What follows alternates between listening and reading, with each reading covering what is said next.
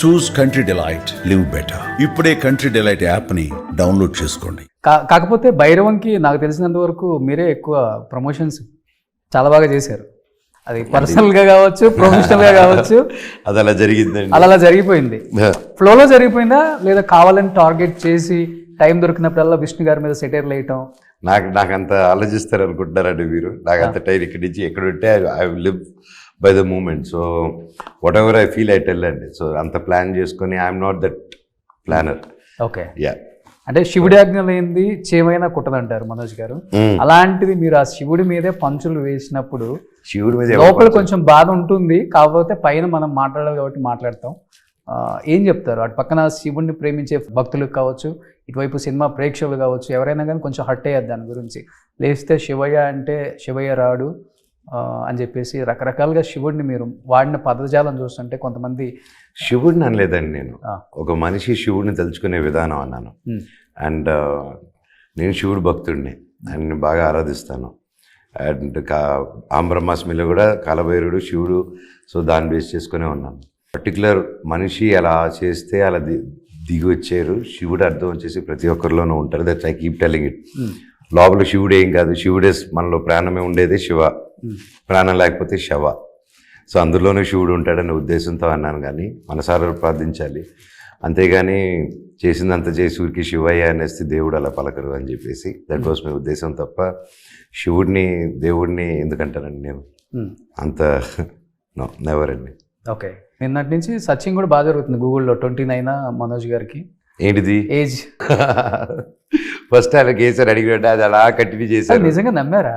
ఆయన నమ్మారు. సో ఆ ఇంటర్వ్యూలో చూస్తే ఫస్ట్ అలా వేసాను, కొంచెం వెళ్ళంగా చాలాసేపు తర్వాత సరే మీరు 29 సంవత్సరాలు 30 సంవత్సరాలు సార్, ఇంకో 10 ఏడ్చుకోండి సార్ అది చెప్పారు ఏదో. ఓకే, ఓహో అంటే ఎలా నమ్మారు సార్ అంటే నేను నమ్మేశాను కాబట్టి నమ్మేశారు అంటున్నాడు ఆయన.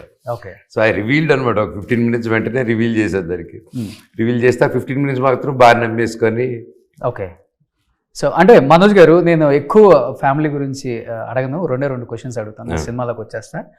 ఒకటి అంటే బయట మాట్లాడుకుంటున్న ఫ్యాన్స్ గురించి అండ్ డెఫినెట్గా అడగాలి కాబట్టి, ఎటువంటి బ్యాక్గ్రౌండ్ లేకుండా కష్టపడి విలన్గా, కమెడియన్గా, హీరోగా వచ్చిన ప్రతి క్యారెక్టర్ని ఛేదించుకొని ఈరోజు ఇండస్ట్రీలో ఈ స్థాయిలో నిలబడ్డారు మోహన్ బాబు గారు. అలాంటి ఆయన పరువు కేవలం కొడుకు వల్ల ఈరోజు బయటపడ్డది. ఆయన బయటపడాల్సి వచ్చింది. 10 మందికి చెప్పే ఆయన 10 మంది అది చెప్పించుకోవాల్సి వస్తుంది అనేది ఎక్కువ వినపడుతుంది. దానికి ఏం చెప్తారు ఆన్సర్? మూర్తి గారి ఇంటర్వ్యూ చూడండి అంటారు. బికాజ్ ఆయన క్లియర్గా ఎక్స్ప్లెయిన్ చేశాను ఎందువల్ల అది అయింది అనేది. ఉద్దేశం నాన్నగారి మీద నేను ఏ మాట అనలేదు, ఒక కేసు లేదు, కలెక్టర్ ఆఫీస్కి రమ్మని నేనే లేదు, కేసులు పడింది నా మీద, నా వైఫ్ మీద. అండ్ మీరే ఆలోచించండి, అంత పెద్ద అయిన నాన్నగారు ఒక ఇంతమంది ఆడవాళ్ళకి చదువులు చెప్తూ, ఇంత గొప్పగా మీరు చెప్పినలాగా ఇంత గొప్పగా చేస్తూ, ఒక తల్లిదండ్రులు లేని అమ్మాయి మీద, ఇంటికి వచ్చిన కోడలి మీద కేసు వేస్తారు అనుకుంటున్నారా? అంటే నాన్నగారు వేసి ఉండొచ్చు అనుకుంటున్నారా మీరు? అంత పెద్ద అయినా లేదు. అర్థమైందా? అంటే మీరు ఆలోచించండి, ఆయన వరకు అంత రీచ్ అవ్వట్లేదు. అంత కొడుకు మీకు కూడా రీచ్ అవ్వట్లేదా? నాకు రీచ్ అవుతుంది, ఆయనకి రీచ్ అవ్వట్లేదు. ఓకే, అంటే ఒక just because to control me, ఒక ఆడదాన్ని కూడా చూడకుండా కేసేస్తే and what would you do అండి? మీకు పెళ్ళయిందా? అయింది. మీకు ఆ సిచ్యువేషన్లో నువ్వు మాట వినట్లేదని, లెట్ బి ది రీజన్. తర్వాత రీజన్ అన్ని మూర్తి గారి దాంట్లో చెప్పాను, అన్నింటిలో తెలుసు, అందరూ తెలిసి it's all over the place. ఆ క్వశ్చన్కి నేను తీసుకొచ్చానండి, నేను తీసుకొచ్చానా మీరు తీసుకొచ్చారా అనే క్వశ్చన్.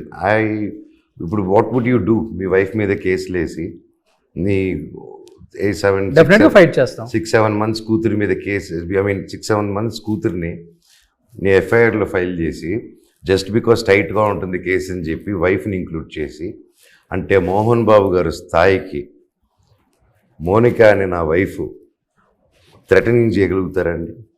ఈవిడ థ్రెటన్ చేస్తే థ్రెటన్ అయిపోతారండి? మోహన్ బాబు గారు మీరు చెప్పండి. నీకు తెలుసు కదా ఇండస్ట్రీ, నీకు బాగా క్లోజ్గా అందరూ తెలుసు కదా బ్రదర్, అవుతుందా? అది ఎంత ఫాల్స్ స్టేట్మెంట్. అండ్ నేను క్లియర్గా చెప్పాను, గొడవ అయింది కదా, గొడవైన వెంటనే నేను రోడ్డుకి తీసుకొచ్చానన్నారు కదా, నేను తప్పు చేశానన్నారు కదా, నేను దౌర్జన్యంగా ఇంట్లోకి వచ్చాను కదా, సీసీటీవీ ఎక్కడ? That was my first thing కదా.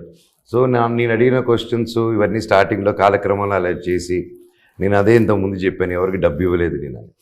సో ఎంతో రిసోర్సెస్ వాడుకొని అండ్ నేను అదే పనిగా సీఎంలని, అదే పనిగా మినిస్టర్ని, అదే పనిగా నేను వెళ్ళి పరిగెత్తుకుంటూ కలిసి నా వెనకాల మాట్లాడి అది నేను చేయలేదు. ఏదన్నా ఓపెన్గా చెప్పాను, ఆల్వేస్ ఎదురుగా కూర్చొని మాట్లాడదామని అడుగుతున్నాను.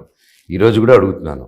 అంతమందిని కష్టపడి అంతంత ఒక సీఎం అపాయింట్మెంట్ తీసుకోవాలంటే ఎన్ని ఫోన్స్, ఎన్ని ప్రయత్నాలు అన్నీ చేసుకొని వెళ్ళి కలిసి బాధలు చెప్పుకొని అంత ఇన్ఫ్లుయెన్స్లు వాడే బదులు మాట్లాడినప్పుడు తప్పు నాదా ఎవరిది బ్రదర్? మీరు సీఎంని కలిశారు కదా, నేను కలవలేదు. చంద్రబాబు గారిని కలవలేదు మీరు? That is different. అది ఫ్యామిలీ దీని మీద కలిసానండి, ఈ విషయం మీద కలవలేదు. ఈ విషయం మీద నేను ఎవరిని కాలేదు. నా ఫ్యామిలీ సమస్య మీద వాళ్ళని లైక్ ఎందుకు కలుస్తా నేను? No, I never met anyone. ఒకరిని చెప్పమనండి వెళ్ళి కలిసానని. Okay, I never, that is totally complete different. నేను ఫ్యామిలీ సినారియో వెళ్ళి కలిసానే తప్ప not regarding a family issues or anything else. Suman టీవీలో మీ పర్సనల్ అండ్ బిజినెస్ ప్రమోషన్స్ కోసం కింది నెంబర్కి కాంటాక్ట్ చేయండి.